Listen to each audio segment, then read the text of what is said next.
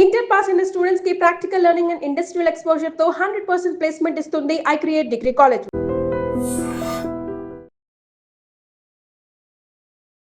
సిరివెన్నెల సీతారామశాస్త్రి గారు ఆయన కేవలం తెలుగు సినిమాకో తెలుగు పాటకో పరిమితం అయిపోయిన కవి కాదు. ఆయన మాట పాట ప్రతి ఒక్కటి ఏదో క్షణంలో మనల్ని ఇన్స్పైర్ చేస్తూనే ఉంటుంది, మనకు ముందు నడిపిస్తూనే ఉంటుంది.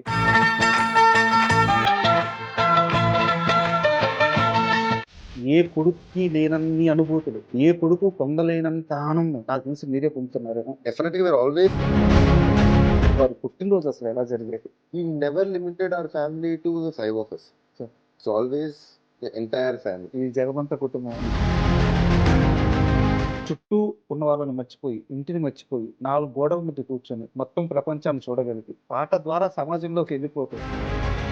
చెప్తుంటే అంటే అసలు ఇంకెవరికన్నా సాధ్యమా? ఆయన మైండ్ సెట్ ఏంటి అనేది మేము కూడా సబ్ కాన్షియస్ గా చిన్నప్పటి నుంచి పాటల ద్వారా తెలుసుకున్నాం. ఏం మాట చెప్పారు? జగమంతా కుటుంబం అందరూ ఆయనకి కావాలి. ఏకాకి జీవితంలోకి వెళ్ళిపోతాడు. ఇంత ప్రేమించి ఇంత లోతుకి వెళ్ళిపోయి ఆయన్ని ఆయన తగిలించేసుకొని ఇబ్బంది పడ్డారు అని నాకు అనిపిస్తుంది. మీరు ఒప్పుకుంటారా ఇది? This is his life style కదా. ఇప్పుడు మీరు అన్న పాటలు కానీ లేకపోతే జగమంత కుటుంబం ఇవన్నీ ఆయనకి part of his life style. That is what he is. ఆయనకి కొంటె songs, love songs,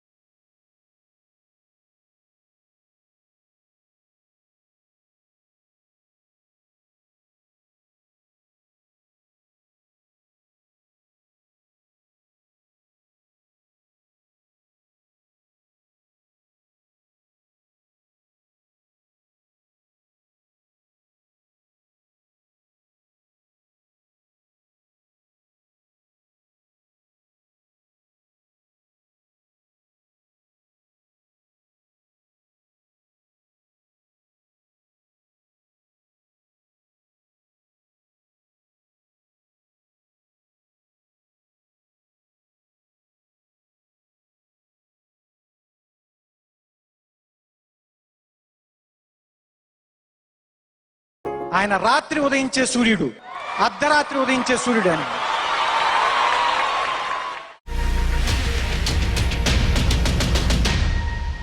hi, welcome to my show. Sirivennela Seetharama Sastry గారు ఆయన కేవలం తెలుగు సినిమాకో తెలుగు పాటకో పరిమితం అయిపోయిన కవి కాదు. ఆయన సమాజంలో మనతో పాటు కలిసిపోయిన వ్యక్తి, మన తప్పుల్ని దిద్దిన వ్యక్తి, మన కష్టాలను తీర్చిన వ్యక్తి, మన కన్నీళ్ళని తుడిచిన వ్యక్తి, మనతో పాటు ప్రయాణించిన వ్యక్తి, మనల్ని విజయం వైపు నడిపించిన వ్యక్తి. ఆయన మాట పాట ప్రతి ఒక్కటి ఏదో క్షణంలో మనల్ని ఇన్స్పైర్ చేస్తూనే ఉంటుంది, మనకు ముందు నడిపిస్తూనే ఉంటుంది. అలాంటి సిరివెన్నెల గారి జయంతి సందర్భంగా వారి కుమారుడు రాజా గారితో మాట్లాడడం చాలా ఆనందంగా ఉంది. సో సిరివెన్నెల గారి సినీ ప్రయాణం మాత్రమే కాదు, ఆయన వ్యక్తిగత జీవితం కూడా ఎంతో ఇంట్రెస్టింగ్గా ఉంటుంది. ఈ పార్శ్వంలో మనం ఈరోజు ఇంటర్వ్యూ చేద్దాము. హాయ్ సార్, నమస్తే. సార్, సిరివెన్నెల సీతారామశాస్త్రి గారు అంటే నేను స్ట్రైట్గా ఒక క్వశ్చన్ అడుగుతాను. ఒక మామూలు కుర్రాడు, నేను ఎక్కువ అబ్బాయిల గురించే చెప్తున్నాను. చిన్నప్పుడు నాన్న గురించి తెలియదు, నాన్న వాల్యూ తెలియదు చాలామందికి కుర్రాళ్ళకి. పెద్ద అయిపోయిన తర్వాత ఒక ఫంక్షన్కి వెళ్తేనో, ఒక ఈవెంట్కి వెళ్తేనో, లేదా ఒక బంధువుల ఇంటికి వెళ్తేనో, రే మీ నాన్న అప్పట్లో ఎంత గొప్పోడరా ఇలా అనగానే ఒళ్ళు పులకించిపోద్ది. నాన్న గురించి ఎవరన్నా ఒక మాట గొప్పగా చెప్తే వినాలని పరితపిస్తూ ఉంటాం. ఎక్కడికన్నా వెళ్తే రే ఆ పంచకట్లో అచ్చం మీ నాన్నను చూసినట్టే ఉందరని ఒక మేనతో ఒక మాట అంటే అదొక ఆనందం.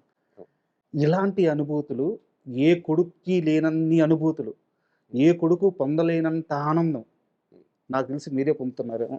డెఫినెట్ గా ఉంటుందండి అది. సో మేము ముగ్గురం, మీకు తెలుసు కదా, ఫస్ట్ అక్క, తర్వాత అన్నయ్య, తర్వాత మేము. So we are always very very proud of to be his children. Sir కానీ అండ్ అండ్ మీరు అంటున్న ఇది డెఫినెట్గా మీరు ఆల్వేస్ అంటే ఎవరైనా చెప్పినప్పుడు ఆ గర్వం ఎప్పుడూ ఉంటుంది, ఆల్వేస్ ఫీల్ ప్రౌడ్. బట్ అది ఒక విధంగా అలవాటు అవుతుంది. బట్ కానీ ఎన్నిసార్లు విన్నా ఒక ఒక ఆనందం ఉంటుంది లోపల నుంచి. ఎందుకంటే మామూలుగా ఆయన ఒక సెలబ్రిటీ అనో లేకపోతే ఆయన ఫేమస్ అనో చెబితే కొన్నాళ్ళకి maybe it becomes routine. Yeah but ఎవరు వచ్చి మాట్లాడినా ఆయన పాటల్ని ఎలా ఎంజాయ్ చేశారో, అన్నిటికన్నా ముఖ్యంగా how the moulded their life.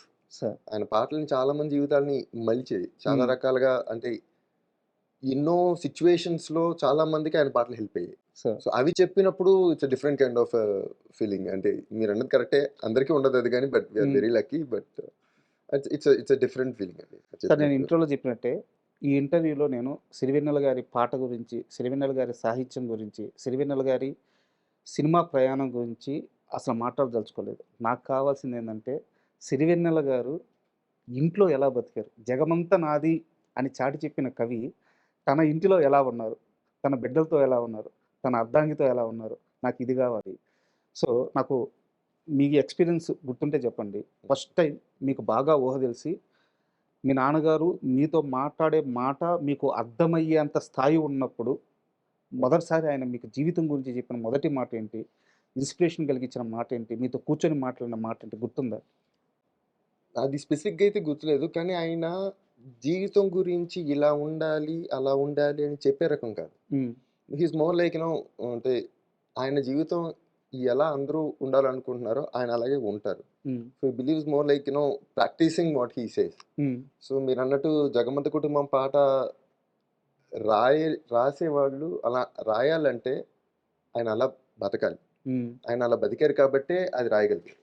Sir and ఆయన ఎప్పుడు అంతే, అంటే మా చుట్టాలు ఎవరు ఏ ఊర్లో ఉన్నా వాళ్ళందరూ ఎవరు హైదరాబాద్కి వచ్చినా మా ఇంట్లోనే ఉండాలంటారు.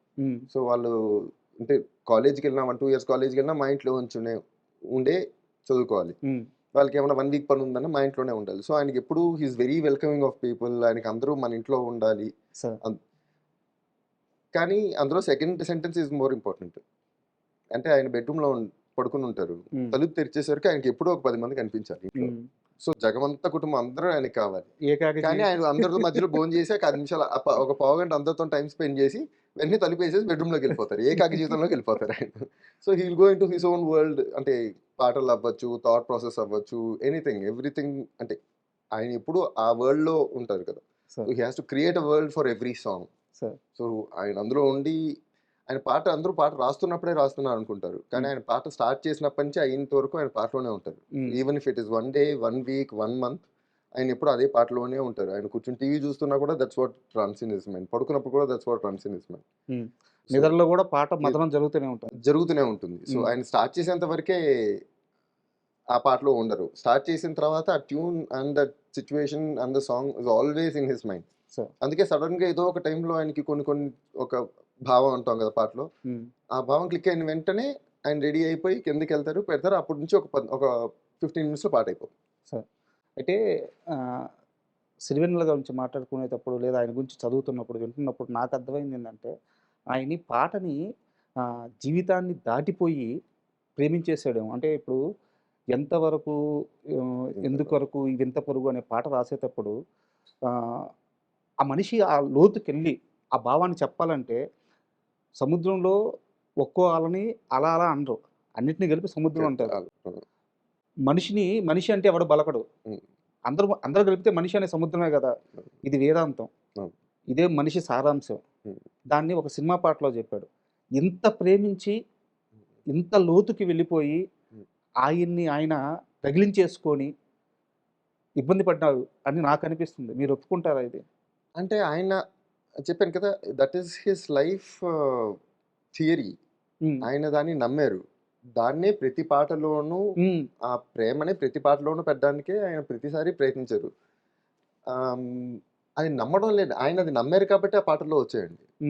యాక్చువల్గా ఆ పాట గురించి కూడా ఒక ఆల్మోస్ట్ క్రిష్ గారు ఒక 6 months to 8 months ట్రావెల్ చేశారు ఆ ఒక్క పాట అంటే ఆ స్టోరీ మీద, పాట మీద. ఆయన నాకు ఆ పాట కావాలంటే ఏంటి క్లియర్గా చెప్పు అని చెప్పారు. అంటే మొత్తం అంతా ఆయనకు తెలుసు, బట్ ఆ రోజు ఏదో ఒక చోట క్లిక్ అయింది, అని పాట మొత్తం ఒక 1 hour అయిపోయింది. The actual song came in 1 hour, but the concept grinded for 6 to 8 months. So so ఆయనకి వర్డ్స్ రావడానికి టైం పడుతుందేమో, కానీ ఆ భావం మాత్రం అది రన్ అవుతూ ఉంటుంది. బట్ ఆయనకి యాక్చువల్గా he enjoys different kinds of songs. అంటే ఇవన్నీ ఆయనకి this is his life style కదా. ఇప్పుడు మీరు అన్న పాటలు కానీ లేకపోతే జగమంత కుటుంబం, ఇవన్నీ ఆయనకి this part of his life style. That is what he is. So ఈ పాటలు చాలా కంఫర్టబుల్గా రాస్తారు. ఆయనకి కొంటె సాంగ్స్, లవ్ సాంగ్స్, డ్యూయెట్లు ఇవి రాయడం ఎక్కువ సరదా. ఎందుకంటే they challenge him a little bit. And ఇవాల్టి టర్మినాలజీ ఇప్పుడు 2000s ఒకలా ఉంటుంది, 2010లో ఒకలా ఉంటుంది, 2020లో ఒకలా ఉంటుంది, 90sలో వేరే టైప్లో ఉంటుంది. So you always go with the trend. Even the love songs you have to right with the trend. So ఆ ట్రెండ్తో అప్పుడున్న లేటెస్ట్ మూవీస్తో వాటిని బ్లెండ్ చేస్తూ ఆ పాటలు రాసేవారు. So that's how he enjoys more. రాసేవారు, కానీ ఆయన ఎందుకో ఫ్యూచర్ ముందే చూసారు అనిపిస్తుంటది. ఆయన రాసే పదాలు, ఆయన ఆలోచన విధానాలు, ఆయన చెప్తున్న మాటలు, కొన్ని వీడియోలు ఉంటాయి. ఒక పాట ఉంటుంది సార్, ఎప్పుడూ ఒప్పుకోవద్దురా ఓటమి అని చెప్పేసి. నేను చాలాసార్లు చాలామందికి ఈవెన్ వారు కూడా చెప్పారు, సీతారామ శాస్త్రి గారు కూడా చెప్పారు. ఒక స్కూల్లో అంటే ఇప్పుడు పిల్లల స్కూల్లో మనకి మామూలుగా ప్రేయర్ ఉంటుంది కదా స్టార్టింగ్, అలాంటి ప్రేయర్స్లో పెట్టాల్సిన పాట అది అని చెప్పేసి చాలామంది చెప్తారనమాట. అంటే ఆ పాట ఇంటే చాలు ఎలా బతకాలో, ఎలాంటి స్థితిలో అయినా ఎలా బతకాలో తెలుస్తుంది అనమాట. నేను అనేది ఏంటంటే, ఎందుకు సినిమా పాట కోసం అంత కష్టపడడం? ఏ రోజన్నా కుటుంబ సభ్యులుగా మీరు అడిగారా? ఆయన ఏ పాట రాసిచ్చినా మహాప్రసాదంలో కళ్ళకద్దుకొని తీసుకెళ్ళిపోయే ప్రొడ్యూసర్లు, డైరెక్టర్లు ఇండస్ట్రీ నిండా ఉన్నారు. కానీ ఏ రోజు ఆయన ఇవ్వలేదు. ఏ రోజన్నా మీరు కానీ, అమ్మగారు కానీ ఎక్కువ మదన పడుతున్నారు అని అడిగిన సందర్భం ఉందా? అడగమండి. అడగనిస్తారా అసలు? అంటే అడగనివ్వకపోవడం కాదు, మేము అడగం అంతే. ఎందుకంటే ఎవ్రీవన్ హ్యాస్ దేర్ ఐడెంటిటీ కదా. సో ఆయన మామూలు ఒక చేంబోలు సీతారామ శాస్త్రి గారు, సిరివెన్నెల సీతారామ శాస్త్రి గారు అయ్యి ఇంతమందికి ఇంత స్ఫూర్తిని, ఒక డైరెక్షన్ని ఇచ్చిన వాళ్ళు, ఎందుకు అదంతా మీకు అవసరమా అని అడగడానికి అసలు ఆ థాట్ మాకు ఎప్పుడూ రాలేదు. అంటే అంటే ఆయన he gives only his best. Sir ఎందుకంటే మీరు ఇప్పుడు అన్నారు ఏది ఇచ్చినా తీసుకెళ్ళిపోతారు ప్రొడ్యూసర్లు అని చెప్పి. నిజమే, కరెక్టే. చాలా మంది ఉన్నారు, చాలా మంది అడిగారు. మా నాన్న రాసేటప్పుడు ఒక వర్షన్ రాస్తారు, అక్కడ పెడతారు. వాళ్ళు తీసుకున్న వర్షన్ చదివినప్పుడు ఓ చాలా బాగుంది సార్, ఐఎమ్ వెరీ హ్యాపీ, నాకు బాగా నచ్చింది అని. అది నీకు అందాక టైం పాస్ కోసం వచ్చాను, వెయిట్ చేయని చెప్తారు. సార్ నాకు రేపని షూటింగ్ ఉందంటే పర్లేదు, పోస్ట్పోన్ చేసుకో అంటారు. నాకు ఈ వర్షన్ ఓకే అంటారు, నేను ఇవ్వను, వెయిట్ చేయి అంటారు. సో అనదర్ వర్షన్ ఆయన సాటిస్ఫై అయిన తర్వాత ఆ వర్షనే ఆయన ఇస్తారు. Sir so it's never that నువ్వు సాటిస్ఫై అయిపోతే సరిపోదు, నేను కూడా సాటిస్ఫై అవ్వాలి. అంటే ఈ పాటకి ఎంతకన్నా బెటర్గా వస్తుందని నాకు తెలిసినప్పుడు I will give you what ever the best I can give. At the end of the day ఒక పాటకి ఒక చరణం, ఒక పల్లవి 2 చరణాలు, సారీ. సో ఆయన ఆ సిచ్యువేషన్ మళ్ళీ ఇంకో చోట వర్కౌట్ అవ్వదు. So every song is different, every situation is different, every character is different, every tune is different. So ఇందులో maybe I can give you more, so wait for it at.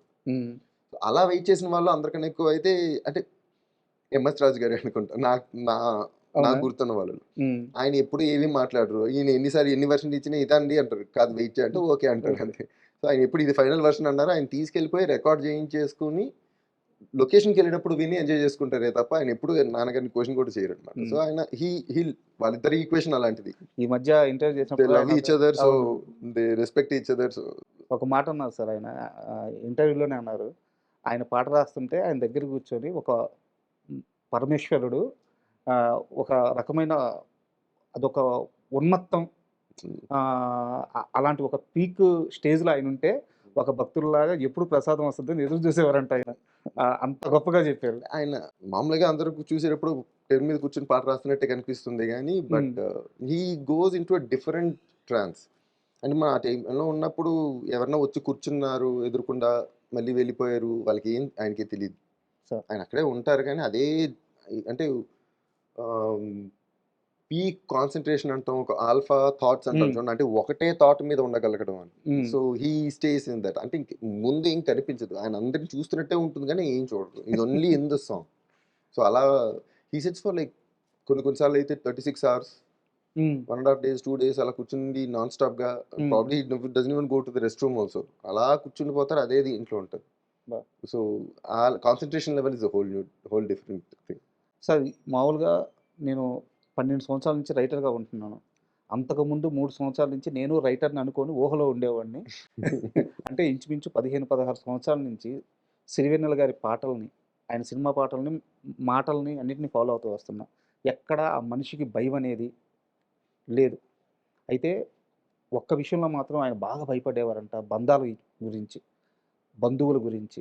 నా వాళ్ళు, నా మనుషులు ఎక్కడ విడిపోతామో, ఎక్కడ వెళ్ళిపోతారో వీళ్ళందరినీ కలుపుకోవాలి. ఒక కోడిపెట్ట తన పిల్లల్ని తన రెక్కల కింద ఎలా అయితే పెట్టుకుని ఉండేవాళ్ళో, అలా మనుషులందరినీ తన దగ్గరికి తీసుకొని పెట్టుకోవాలనుకుని బాగా భయపడేవారంట మనుషుల బంధాల విషయంలో. ఎందుకు ఆయన అంటే ఒక అంటే కొడుకుగా మీరు చెప్పండి? నేను భయపడే వాళ్ళు నేను అనుకోనండి. బట్ అంటే ఇప్పుడు మామూలుగా ఎవరైనా పరిచయం అవుతారండి. సో, అన్న అని పిలువు, లేకపోతే బాబాయ్ అని పిలువు, చిన్న పిల్లలుంటే బాబాయ్ అని పిలువు అని చెప్తారు. హ్మ్. చెప్పినప్పుడు మనకి ఎంతైనా సరే అలా చెప్తున్నాడు అని కొంచెం అలవాటయ్యి పిలిచి, కొంచెం అలవాటయిన తర్వాత పిలిచిన తర్వాత maybe he is genuinely affectionate ఏమో! అలా పిలవడానికి నచ్చడం అనేది ఒకటుంటుంది. హ్మ్. అన్న అని పిలిచినా కొంచెం ఫస్ట్‌లో కొంచెం ఆక్వర్డ్‌గా ఉంటుంది. After that you get used to it or you really like the person. మీకది you will feel it. Sir. But ఆయన మొదట ఎవరొచ్చినా ఇప్పుడు మీరు మీకు తెలిసుండారా ఆయన్ని? లేదు సార్. మీకు నాకు కలవడం కుదరలేదు. కలవలేదు. సో, కలిసిన వెంటనే "ఏరా ఎలా ఉన్నావు అబ్బాయి" అంటారు. హ్మ్. సార్ అని పిలిచిన వెంటనే "ఎందుకు పెదనాన్న అని పిలువు" అంటారు. హ్మ్. అది అన్నది you will know in the first 1 second that it is genuine. Sir. అంటే యూ విల్ ఫీల్ ఇట్. అంటే ఆయన he is so clean at his mind and heart. ఎవరొచ్చినా వాళ్ళకి first they can feel that affection from him. Hmm. ఆ love ఆయన ఇచ్చేది అంత క్లియర్‌గా అర్థమైపోతుంది. అంత అంత ట్రాన్స్‌పరెంట్‌గా ఉంటుంది. హ్మ్. సో, ఆయన ఎప్పుడూ అలా జనాల్ని కలుపుకుంటూ పోవడమే గానీ, ఎవరైనా ఉంటారా, ఉండరా అన్న భయం ఆయనకెప్పుడూ లేదు. ఆయన కలుపుకోవడం ఒకటే వచ్చు. సార్. అది వదలాలి అన్న ఆలోచన ఆయనకెప్పుడూ లేదు. హ్మ్. వదిలితే ఏంటి అన్న థాట్ ఆయన ఎప్పుడు పెట్టలేదు. హ్మ్. సో, ఎవరైనా వచ్చారంటే హౌ టు మనవాళ్ళుగా ఎలా చేసుకోవాలో, లేకపోతే మనోళ్ళు అని అనుకోవడం తప్ప, హ్మ్. ఆయనకి ఇంకోలా చూడడం రాదు. అందరిని ప్రేమించేయడం తప్పించి ఆయనకి ఇంకొకటి రాదు. Hmm. So, he lived it and he wrote it అంతే. He doesn't know the other way. Sir. I have not seen him అంటే ఆయన ఎప్పుడు ఎవరన్నా ఇష్టం లేదని గాని, ద్వేషించడం గాని, అయిష్టంగా ఉండడం హ్మ్. ఎవరి పట్ల అయినా నేను చూడలేదు. సార్. అంటే ఇంత గొప్ప మనిషి అంటే నేను సినిమా గురించి మాట్లాడలేదు, పాట హ్మ్. గురించి మాట్లాడలేదు. ఒక మనిషి భావజాలం, హ్మ్. ఒక మనిషి థాట్ ప్రాసెస్, ఆయన విద్వత్తు. ఇంత గొప్ప మనిషి ఈ మాట నేను అనలేదు. సీతారామ శాస్త్రి గారి గురించి త్రివిక్రమ్ గారే అన్నారు. అంత గొప్ప మనిషి పక్కింట్లో పుడితే అందరూ హ్యాపీ. మన ఇంట్లో ఉంటే ఆ సూర్యుడు వేడికి మనం కూడా రగిలిపోతూ ఉంటాం. ఆ వేడిని తీసుకున్న మొట్టమొదటి మనిషి, ఎక్కువ తీసుకున్న మనిషి మీ అమ్మగారు. అవును. డెఫినెట్‌గా. అంతకంటే ఆ ప్రేమ ఆమె పొందాలి, ఆ బాధ ఆమె పొందాలి, ఆనందం ఆమె పొందాలి. అవును. సో, వారిద్దరి అనుబంధం ఎలా ఉండేది సార్? నేనిప్పుడు మా నాన్నగారు ఇప్పుడు he wants to be our best friend. Sir. మా నాన్నగారు. నాకైనా, మా అన్నయ్యకైనా, మా అక్కకైనా బెస్ట్ ఫ్రెండ్ ఉండాలనుకుంటారు. సో, నేనే నంబర్ 1 ఉండాలి మీకు అని ఆయన ఎప్పుడూ థాట్. హ్మ్. నేను ఆయనకి ఎప్పుడు డైరెక్ట్‌గా చెప్పేసాను. మీరెప్పుడు నంబర్ 2 నాకు. హ్మ్. You will always come second because నాకు ఫస్ట్ అమ్మ. హ్మ్. ఎందుకంటే మేము చిన్నప్పుడు పెరిగేటప్పుడు కూడా ఆయన he was busy with songs. మీరన్నారు చిన్నప్పుడు అంటే ఫస్ట్ క్వెషన్ మీరడిగింది. అంటే ఒక తండ్రి గురించి చెప్తున్నప్పుడు, హ్మ్. తండ్రి గురించి ఎవరైనా మాట్లాడుతున్నప్పుడు అని. మాకు ఆయన ఇంట్లోనే ఉండేవారు. కానీ ఇంటరాక్షన్ కొంచెం తక్కువుండేది చిన్నప్పుడు. Sir. Because in 90s he was in his peaks. హ్మ్. ఎవ్రీడే ఆయన రాత్రి 8:00, 7:00 స్టార్ట్ చేసుకొని పొద్దున్న 6 వరకు రాసుకునేవారు. సార్. మేము స్కూల్ అయిన తర్వాత వచ్చి ఆయన రాసుకునే టైం కొంచెం సైలెంట్‌గా ఉండి పడుకుంటాం. పొద్దున్న లేచి మేము స్కూల్‌కెళ్ళిపోతాం. సో, మా ఇంటరాక్షన్ తక్కువుంది. బట్ ఆయనంటే ఎప్పుడు మాకు భయం కాదు. భయం ఉండేది. కానీ భయం కన్నా ఎక్కువ భక్తి, గౌరవం ఉండేది. సార్. ఎందుకొచ్చాయి? ఆయనేమిటో మా అమ్మ చెప్పడం వల్ల. హ్మ్. అండ్ మా అమ్మ ఇలాగా మీ నాన్నగారు ఇది అని ఎప్పుడు చెప్పలేదు.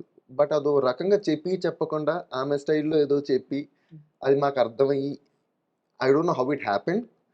బట్ ఆయన మీద ఒక రెస్పెక్ట్‌తో పెరుగుతాం గదా! So, sir. ఇట్స్ అంటే ఇప్పుడు తక్కువ చూసిన వాళ్ళు నేను చూసాను కొంతమందిని. తక్కువ ఇంటరాక్షన్ ఉన్న వాళ్ళు ఒక విధమైన భయంతో మాత్రమే ఉంటారు. తిడతారేమో నాన్న అని. హ్మ్. బట్ దే డోంట్ నో వాళ్ళ మీద ఒక రెస్పెక్ట్ ఉండడం వేరు, భయం ఉండడం వేరు. I believe that. సో, అంటే రెస్పెక్ట్‌తో ఉండడానికి కారణం మా అమ్మ. So, for me always she comes first sir. And then మా నాన్నగారు. హ్మ్. అండ్ వాళ్ళిద్దరు ఎలా ఉండేవారంటే there are lot of things I learn from my mom. Lot of things I learn from my dad.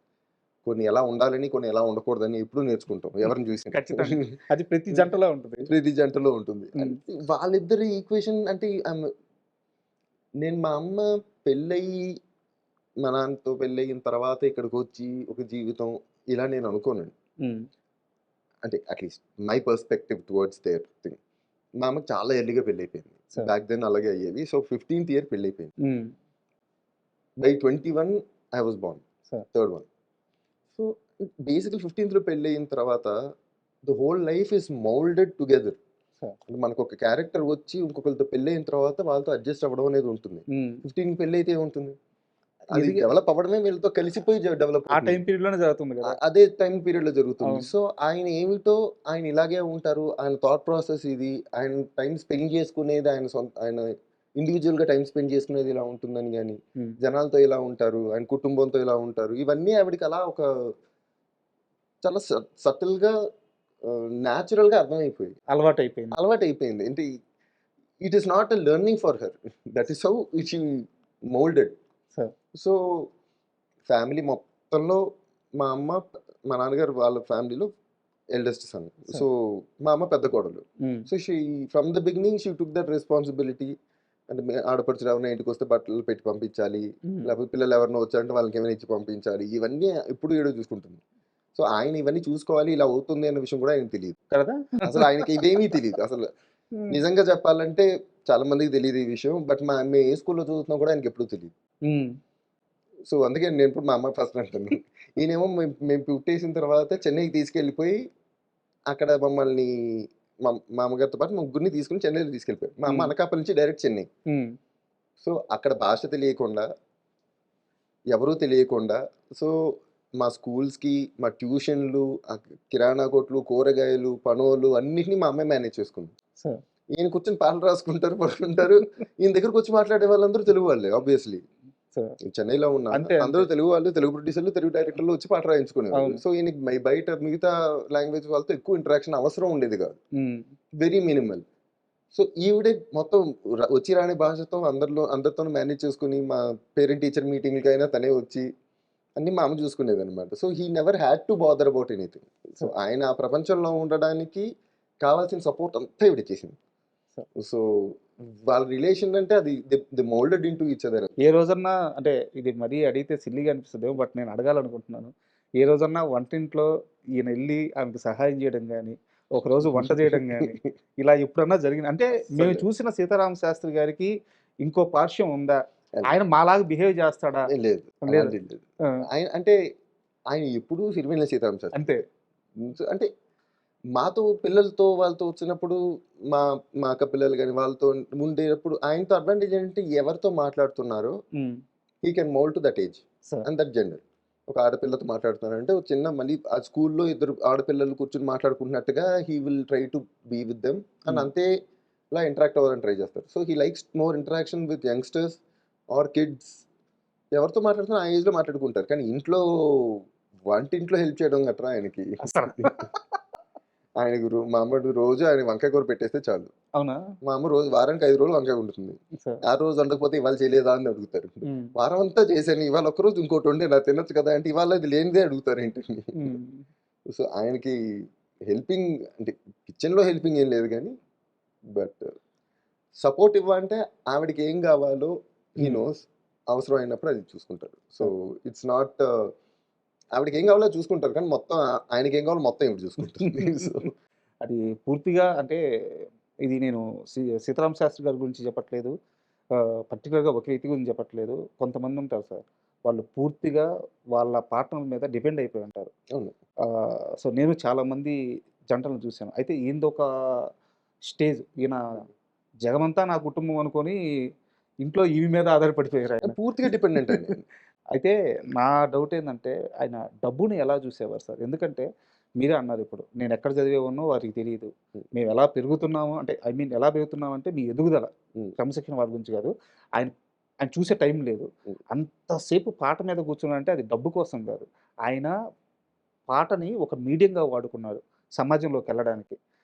అలాంటి స్థితికి వెళ్ళిపోయిన మనిషి డబ్బుని ఎలా చూస్తాడో అని తెలుసుకోవాలని ఉంది. అంటే కొంతమంది చెప్తారండి డబ్బు నాకు అంటదు అని. అలా చూసిన ఒకే ఒక వ్యక్తి ఈయన. సార్ ఆయనకి డబ్బు అంటదు అంటే లిటరల్గా ఆయనకి అనవసరం అంతే. డబ్బులు నేను దాచాలి, నెక్స్ట్ జనరేషన్కి ఇవ్వాలి, లేకపోతే ఇన్ని కొనుక్కోవాలి, ఇంత బ్యాకప్ ఉండాలి.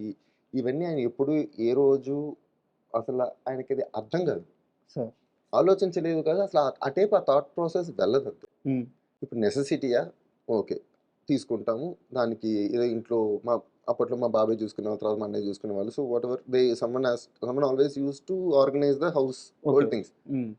అది మా అమ్మ కొన్నాళ్ళు చెన్నైలో ఉన్నప్పుడు మా అమ్మ చూసుకుంది. తర్వాత కొన్నాళ్ళు మా బాబాయ్. ఇక్కడికి వచ్చిన తర్వాత మా బాబాయ్, మా అన్నయ్య వాళ్ళు చూసుకున్నారు. సో ఆయన ఎప్పుడు ఇంటికి ఎంత అవసరం, ఇంటికి ఏంటి రిక్వైర్మెంట్స్, ఇవన్నీ ఏ రోజు ఆయనకి తెలీదు, ఆలోచించలేదు. హ్మ్.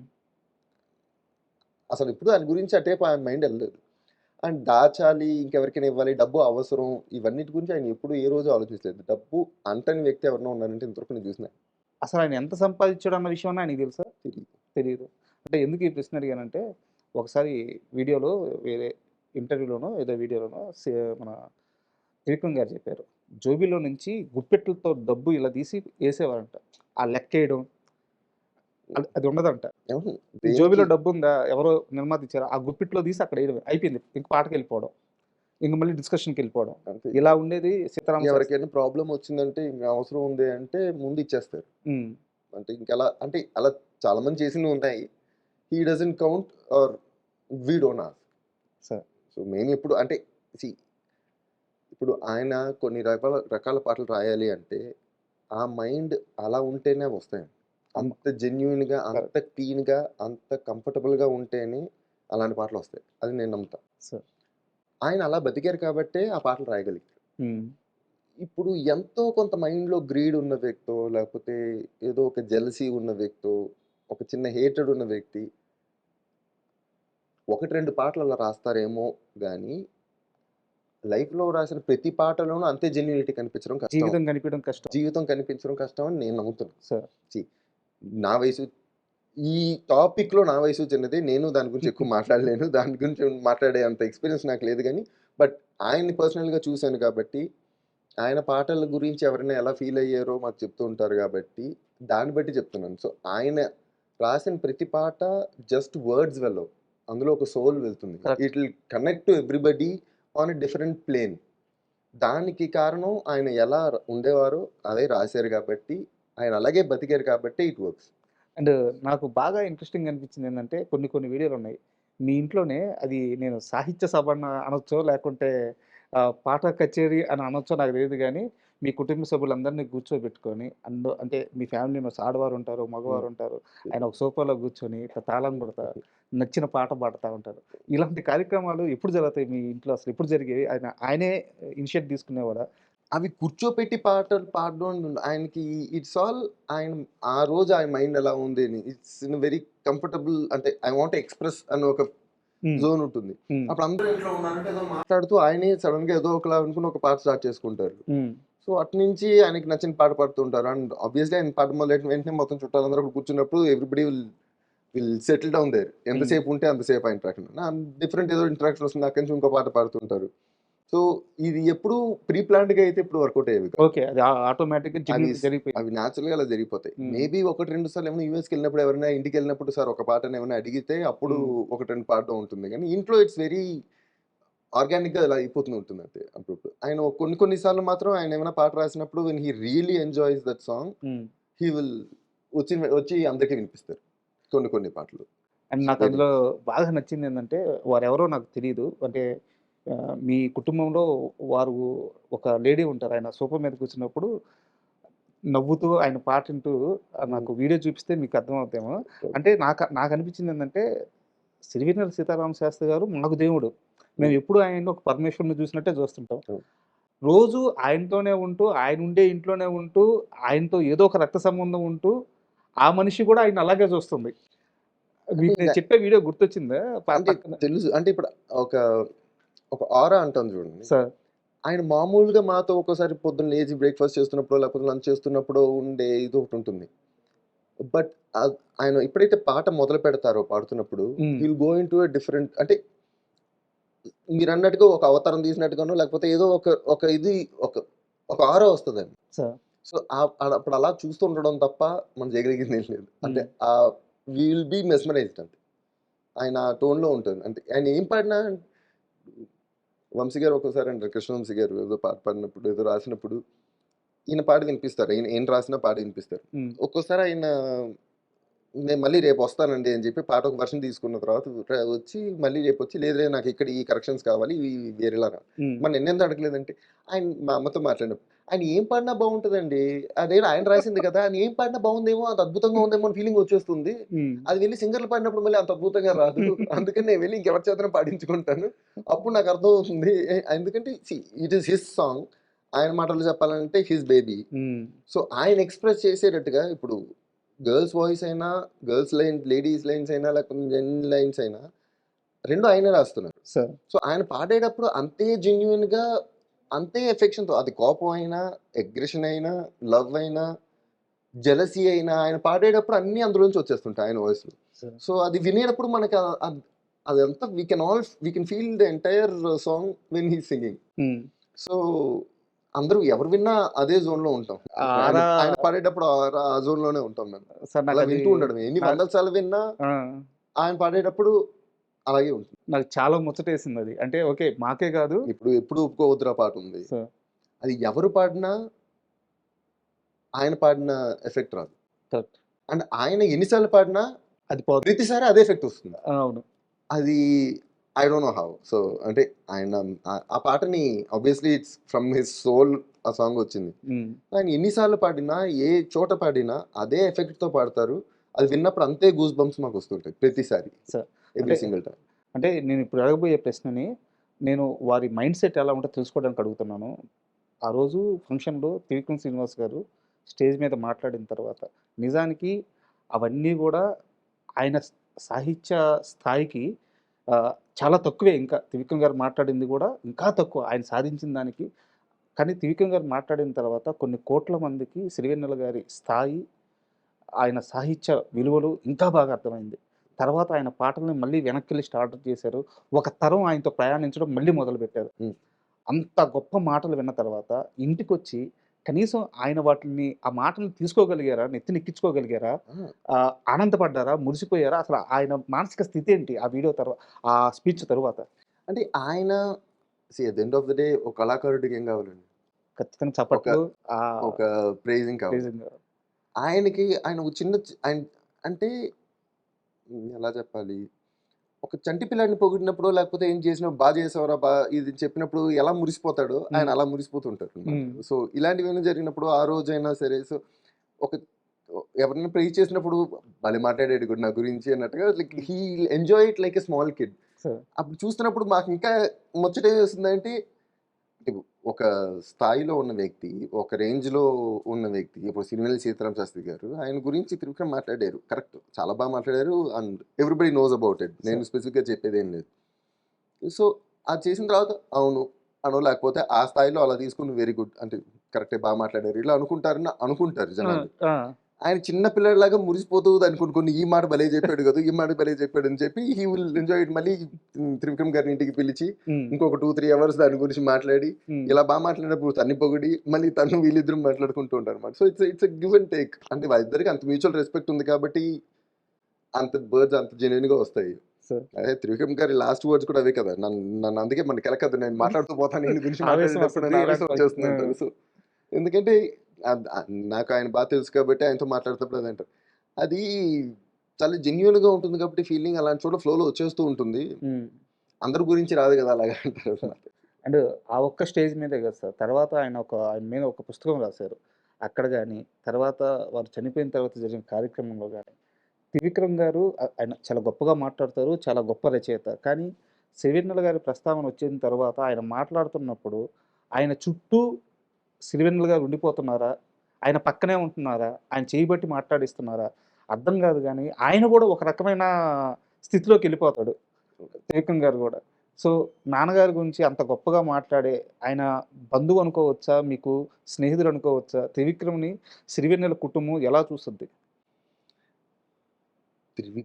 సిరివెన్నెల కుటుంబం ఎలా చూస్తుందంటే, ఇప్పుడు మాకు అంటే నాకు ఆయన బావగారు అవుతారు. అవును, బాగా నేను ఆయన దగ్గరికి వెళ్ళినప్పుడు, ఆయన ఇంట్లో ఉన్నప్పుడు నేను చాలా చనువుగా ఉంటాను. బట్ అది మా ఇద్దరికి ఉన్న రిలేషన్ ఆ జోన్ లోనే పెట్టుకుంటా. ఇప్పుడు బయటకు వచ్చినప్పుడు we know that he is Trivikram garu, we know his stature outside.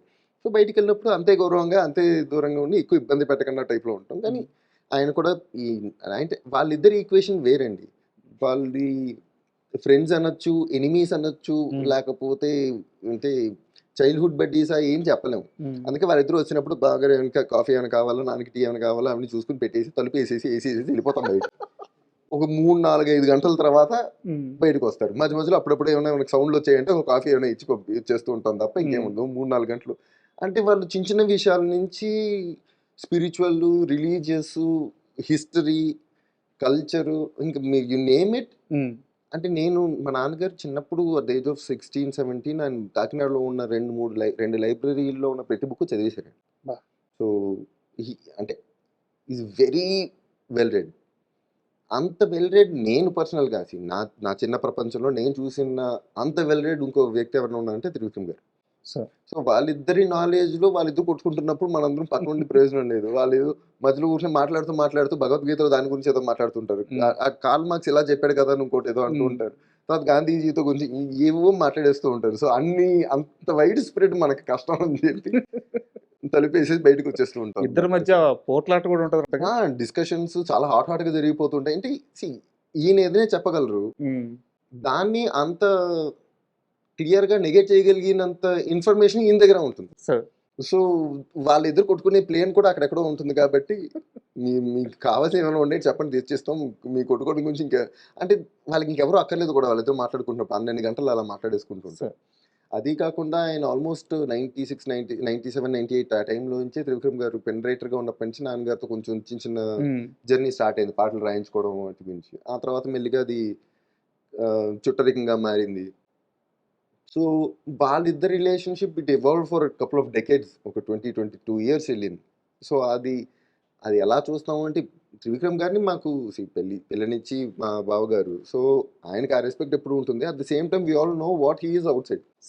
మా ఇంటికి వచ్చినప్పుడు ఆయన అంతే చనువుగా మా అందరితో మాట్లాడతారు. బట్ వి సీ హిమ్ అక్కడ ఉన్నప్పుడు మేము ఎలా ఉండాలో అలా ఉంటాం. బయటికి వెళ్ళినప్పుడు ఆయన ఏంటో మా అందరికీ తెలుసు. కాబట్టి we always give that respect to what he is. So it's అంటే ఆయన చూసాను, but he is a very important part of the family. అంటే very important part of the family. మీకు ఇది షేర్ చేసుకున్నారో లేదో నాకు తెలియదు, కానీ చాలా ఎర్లీ స్టేజ్లో ఆయనతో పాటు కలిసిన మనిషి అని చెప్పారు కదా. సో ఒక ఇన్సిడెంట్ ఉంది సార్. బోడి చదువులు వేస్ట్ నీ బుర్రంతా భోంచేస్ట్ అని ఒక పాట ఉంటుంది అనమాట. ఆ పాట ఆయన సినిమా కోసం రాయలేదు, వేరే పాట కోసం కూర్చొని ఆ పాట రాక ఆ సందర్భము, ఆ సిచ్యువేషను, ఆ భావము ఆయన కూర్చోలేక అక్కడ ఆ సమయంలో ఈ పాట రాసుకున్నారు.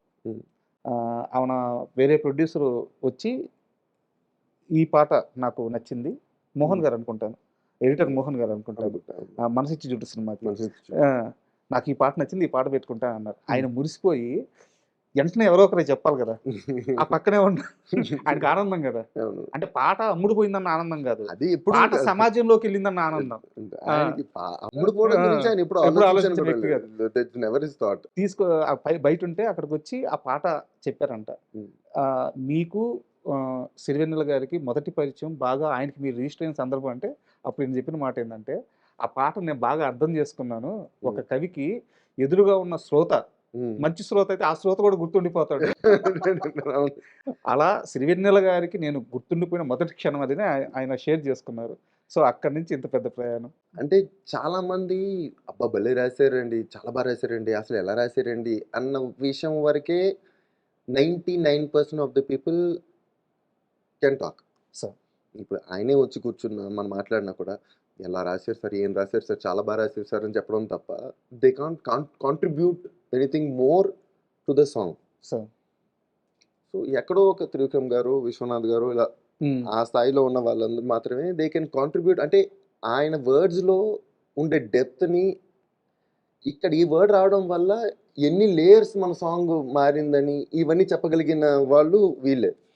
అందుకని he'll enjoy conversations with them more.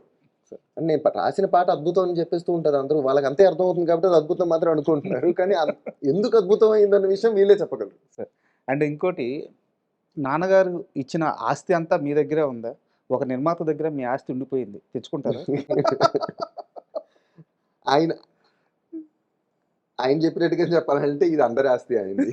అది ఎవరికి ఏ ఒక్కరికి చెందింది కాదు. సో అది అందరి దగ్గర ఉంది. చాలా మంది నిర్మాతల దగ్గర ఉంది, చాలా మంది దర్శకుల దగ్గర ఉంది. ఆ నిర్మాత సెవంతి రవికిషోర్ గారు సార్, వారి ఆఫీస్కి వెళ్తే రోజు దేవుడి ఫోటోలు, ఆఫీస్లో ఏదో ఒక చిన్న ఫోటో ఉంటుంది కదా, ఆ పక్కన నాన్నగారు స్వయంగా చేత్తో రాసిన, అంటే ఫైనల్ వర్షన్ సాంగ్ కాదు, ఫైనల్ వర్షన్ కాకుండా ఆయన రఫ్గా రాసుకుంటూ ఉంటారు కదా, సో ఆయన వాళ్ళకి ఇవ్వకుండా ఆయన ఇంకా ఆ స్థితిలో ఉండడానికి రాసుకుంటూ వెళ్ళిపోతూ ఉంటారు కదా, అలాంటి ఇంత ఫైల్ ఉంది ఆయన దగ్గర. ఏం సార్ అంటే ఈ పేపర్లని, ఈ పాటలని, ఈ అక్షరాలని చూస్తే నాకు రోజు స్టార్ట్ అవ్వద్ది, నాకు ఒక మోటివేషన్ వస్తుంది, ఇది నా ఆస్తి, కానీ ఎప్పటికైనా వారి బిడ్డలకు చేరవేస్తాను, కానీ ఇప్పుడే కాదు. అంటే వాళ్ళిద్దరి ఫ్రెండ్షిప్ కూడా లాంగ్ స్టోరీ. లేడీస్ టైలర్ నుంచి ఉన్నది వాళ్ళది. So they had so many years of journey. So and ups and downs కూడా చాలా ఉండే వాళ్ళిద్దరికి in terms of careers. So they were all supportive. ఆ టైంలో ఒకరికొకరు చాలా సపోర్టివ్ గా ఉండే, very good friends. So I think that part అయితే ఆయనదే. అది అందరిది కాదు, ఆ పార్ట్ ఆఫ్ ద ఆస్తి అయితే ఆయనదే. So he's worthy of it. ఆ పేపర్లు ఫస్ట్ టైం చేతితో పట్టుకున్నాను సార్, ఆ పట్టుకొని అవి అట్లా చదువుతూ ఉంటే చేతులు వణిగిపోతూ ఉన్నాయి. అంతకంటే ప్రివిలేజ్ లేదనిపించింది నాకు ఒక రైటర్గా. చదువుతుంటే ఒక 2 గాలి వెంట వెళ్ళే మారం మానుకొమ్మని తల్లి తీగ నిందిస్తుందా మల్లె తీగని రాసున్నారు, రాసి కొట్టేస్తున్నారు వాటిని. అదేం సార్ ఇది కొట్టేస్తారు ఏం సార్ అంటే, ఆయన అంతకంటే గొప్పదిస్తానంటున్నాడు. అదే చెప్పినాం కదా, ఆయన రాస్తూ పోతుంటారు. అంతకంటే గొప్పదిస్తా అంటున్నాడు. నేను చూసి లాక్కొని దండం పెట్టి నాకు ఇదే కావాలి, ఎందుకంటే వద్దు అయినా ఇచ్చిండరు. చాలాసేపు బతిమిలాడితే ఆ 2 లైన్లకు ఒప్పుకున్నారంట. అంటే ఆ పేపర్లను చూస్తుంటే అక్షరాలని ఆయన పడిన ఆ మదనం ఎలా ఉంది, ఇవన్నీ చూస్తుంటే అబ్బా అసలు. అంటే ఇమాజిన్ ఈవెన్ అంటే ఈ స్టేజ్ ఆ స్టేజ్ అని కాదు, ఏ స్టేజ్లో అయినా ఏ పాట రాస్తున్నా ఎప్పుడు ఆయన తెలుగు డిక్షనరీలన్నీ ఆయన పక్కనే ఉండేవి. అండ్ ఏ పాట రాసినా ఏ డౌట్ ఉన్నా అప్పటికి ఆయన రెఫర్ చేసుకుని తీసుకునేవారు. ఎందుకంటే ఆయన పాట రాసిన ఒక అక్షరం ఇటువంటి వెళ్ళింది అనుకోండి, ఇదే కరెక్ట్ ఏమో అని అందరూ నమ్ముతారే తప్ప ఇది కరెక్టా అని ఎవరు క్వశ్చన్ చేయరు. ఈయన దగ్గర నుంచి వచ్చిన పాట కాబట్టి జాగ్రత్తగా ఉండాలనేది never takes it for granted. So అంటే నేను ఇచ్చిన దాంట్లో తప్పు ఉండకూడదు అన్న దాని మీద ఆయన ఎంత మదనపడేవారో, ఆయన ఎంత వర్క్ చేసేవారో మనకు తెలుసు. సో ఇది ఎవ్రీ సింగిల్ వర్డ్ కి అండ్ బాలు గారు చెప్తారు, మన ఎస్పి బాలసుబ్రహ్మణ్యం గారు, అండ్ వాళ్ళిద్దరు రిలేషన్ కూడా అదో స్ట్రాంగ్ రిలేషన్ వాళ్ళిద్దరిది. సో అది కూడా almost through out the career వాళ్ళిద్దరూ కలిసే చేస్తారు. సో ఆయన చెప్పినట్టు ఆయన చెప్తుండేవారు కొన్నిసార్లు కొన్ని వర్డ్స్ గమకాలు ఇవన్నీ ఉన్నప్పుడు పాడడం, కొన్ని అక్షరాలు వస్తే పాడడం కష్టం అవుతుంది, తడబడుతుంది మాట. కొన్ని ఫాస్ట్ మూవింగ్ వర్డ్స్ ఏమైనా ఉన్నాయండి, కానీ వాటిల్లో ఆయన రాసేటప్పుడే ఇది పాడడానికి కష్టంగా ఉంటుంది కాబట్టి ఏ వర్డ్స్ రాస్తే పాడొచ్చు, అంత ఫాస్ట్ గా ఉన్నా ఈజీగా పాడొచ్చు ఆయన రాసేస్తారు. ఆయన అలాగే రాసేవారు. మీనింగ్ పోదు, భావం పోదు, ఆయన క్వాలిటీ తగ్గదు, సింగర్ కి కష్టంగా ఉండకూడదు. సో ఇవన్నిటిని కూడా మైండ్ లో పెట్టుకుని రాయడం it's not easy gift. And నేను ఇంకో వీడియోలో చూసాను, అంటే నేను ప్రతిసారి వీడియో లేదా ఆ సమయం ఎందుకంటున్నానంటే నాకు అదృష్టం కలగలేదు ఆయన్ని కలిసే అదృష్టం. సో అంతవరకు నన్ను క్షమించండి మీరు. కేసునాథ్ గారు మీ ఇంటికి వచ్చారో వీరు వారి దగ్గరికి వెళ్ళారు, నాకు ఐడియా లేదు. ఫస్ట్ సోఫాలో విశ్వనాథ్ గారు వారి అద్దంగి గారు కూర్చో ఉన్నారు. ఈయన నిలబడి విశ్వనాథ్ గారి గురించి సీతారామ శాస్త్రి గారు మాట్లాడుతున్నారు. ఈయన చేయబట్టుకొని ప్రతి 2 నిమిషాలకు ఒకసారి లాగుతున్నారు, కూర్చో కూర్చో కూర్చో అని. ఈయన మాత్రం కూర్చోవట్లా మాట్లాడుతూనే ఉన్నారు. విశ్వనాథ్ గారిని ఆయన ఎలా భావించేవారు జీవితంలో? అంటే ఆయనకి ఏ స్థానం ఇచ్చారు? తండ్రి స్థానం ఇచ్చారు. ఇప్పుడు విశ్వనాథ్ గారు తండ్రి స్థానమే ఇచ్చారు, గురువు అని తండ్రి స్థానం ఎప్పుడు ఇచ్చారు. ఆయన ఉన్నప్పుడు ఎప్పుడు ఆయన పక్కన కిందనే కూర్చునేవారు. ఆయనకి ఎప్పుడు ఆ రెస్పెక్ట్ హార్ట్ లో ఎప్పుడూ ఉంది. ఆయన ఎప్పుడు మాట్లాడినా ఫస్ట్ ఈ అవకాశం ఇచ్చినందుకు ఎప్పుడు he gives that first pedal to him. So ఎప్పుడు తండ్రి స్థానంలోనే చూశారు, ఇంకోలా చూడడం మాకు తెలియదు. సో అందుకే మేము కూడా ఆయన అలాగే చూసేవాళ్ళం ఇప్పుడు కూడా. నాకు ఒక చిన్న ఇన్సిడెంట్ కావాలి సార్. యాక్చువల్గా ఇది చాలా మందికి తెలుసు, అయినా మీ నోటి గురించి వినాలని చెప్పి కృష్ణవంశీ గారు ఒక పాట కోసం వచ్చారు, పబ్ సాంగ్. ఈయన ఎప్పుడు పబ్కి పోలా లేదు, రమ్మని చెప్పి ఈయన అడిగారో వారు తీసుకెళ్లారో నాకు ఐడియా లేదు. పబ్బుకి తీసుకెళ్లారు. పబ్బుకి వెళ్తే అక్కడ కూడా కూర్చొని ఆయన రాసిన పాట ఏంది, ఆ వాతావరణం చూసిన ముసుగు తర్వాత వేయొద్దు ముసుగు వేయద్దు మనసు మీద. అంటే ఆయనకి అదే చెప్తాను కదా, ఆయనకి ఆ బీట్ కావాలి, అందులో మాట్లాడుకునేటట్టుగా ఉండాలి, కానీ అందులో ఒక భావం ఉండాలి. బాగుండాలి. అది అందరూ అంతే ఎంజాయ్ చేశారుగా. అవును. సో యాక్చువల్ గా అదొక పబ్ సాంగ్ లాను చూశారు, ఒక డాన్స్ బీట్ లాను చూశారు, but at the same time words ని చాలా చాలా చాలా మంది ఎంజాయ్ చేశారు. సార్ సో అది వాళ్ళిద్దరి ఈక్వేషన్. మళ్ళీ ఇంకో కృష్ణవంశీ గారు మా నాన్నగారిని తండ్రి స్థానంలో పెట్టుకుని చూసేవారు. సార్ అవును. సో అండ్ వాళ్ళు కూడా మాట్లాడుకునేవి గంటలు గంటలు మాట్లాడుకుంటూ ఉంటారు. అండ్ అదే మీరు అన్నది, కానీ చాలా మంది మమ్మల్ని అడిగేవారు, అంటే ఆయన ఎక్కడికైనా ఆయన ఇన్స్పిరేషన్కి ఎక్కడికైనా వెళ్ళేవారా, ఊరికి వెళ్ళేవారా, ఇక్కడికి వెళ్ళేవారా అని. అంటే what was this inspiration, what is this motivation to right this songs అని. ఆయన ఎప్పుడు 4 గోడలే, ఆ ఇంట్లో ఆ రూమ్లో కూర్చునే రాసేవారు. But he never had to go out. అంటే మాకు అంటే చిన్నప్పటి నుంచి చూస్తూ ఉంటాం కాబట్టి ఎన్నో ఏళ్ళకి నాకు అంటే ప్రాసెస్ చేసుకుంటూ ఉంటాం, ఎంతో కొంత ఆయన్ని చూసిన తర్వాత ఎలా ప్రాసెస్ చేసుకోవాలో తెలుస్తూ ఉంటుంది. అవును. సో ఇప్పుడు ఆయన రాసే సాంగ్స్ ఎప్పుడు అప్ టు డేట్ ఉంటాయి, వెరీ మచ్ ఈ కరెంట్ అఫైర్స్ మీద ఉంటాయి. అవును. ఆ టైంలో what ever time he's writing, దానికి కరెంట్ అఫైర్స్ మీద ఉంటాయి, వెరీ అప్డేటెడ్గా ఉంటాయి. సో ఇవి ఎక్కడి నుంచి వచ్చాయి చాలా మందికి, మరి ఆయన ఎక్కడికి వెళ్ళకపోతే ఏంటి. సో ఎవ్రీడే పొద్దున్న ఒక 3 or 4 న్యూస్ పేపర్స్ ఉంటాయి. మొత్తం 3-4 రకాల న్యూస్ పేపర్లు తీసుకుంటారు. టీ తాగే లోపల ఒక 10 to 15 minutes లోపల మొత్తం 4 పేపర్లు ఆల్ సైడ్స్ కవర్ అయిపోతాయి. ఓకే. మొత్తం స్కాన్తో అలా మొత్తం రాస్తారు. So he knows about what's happening in the world, political, current affairs, everything చాలా క్లియర్గా ఆయనకు అర్థమైపోతుంది. ఆయన బాగా ఎంజాయ్ చేసి చూసేది క్రికెట్ చూస్తారు. ఓకే. అండ్ క్రికెట్ ఇప్పుడు ఒక సిరీస్ రన్ అవుతుందంటే ఫస్ట్ ఫ్యూ మ్యాచెస్లో ఏ సిరీస్ అయినా కొత్త యాడ్స్ వస్తాయి. అవును. కొత్త స్పాన్సర్స్ వస్తారు, అవును. వాళ్ళ కొత్త యాడ్స్ తీసుకుంటారు. అవును. వాటిని గమనిస్తారా? వాళ్ళు ఆయన ఫస్ట్ 2-3 మ్యాచెస్ ప్రతి యాడ్ని క్షుణ్ణంగా చూస్తారు. ఎందుకంటే ads reflect today's society. Ads always, ఎందుకు యాడ్స్ మారుతూ ఉండాలి, ఇవాళ ఎలా ఉందనే దాన్ని బట్టే యాడ్స్ తయారు చేస్తుంటారు. టెక్నికల్ వైజ్, ఎమోషనల్ వైజ్ రెండు కూడా రిఫ్లెక్ట్ అవుతాయి. అంటే జనాలు ఎలా యాక్ట్ చేస్తున్నారు, అవును. యంగ్స్టర్స్ ఎలా బిహేవ్ చేస్తున్నారు, అన్నిటి మీద యాడ్స్ రన్ అవుతాయి. అవును. సో ఫస్ట్ 2-3 days చూసేటప్పుడు ప్రతి యాడ్ని క్షుణ్ణంగా చూసేస్తారు. ఆ తర్వాత నుంచి యాడ్స్ వచ్చినప్పుడు మీరు పెట్టేస్తారు.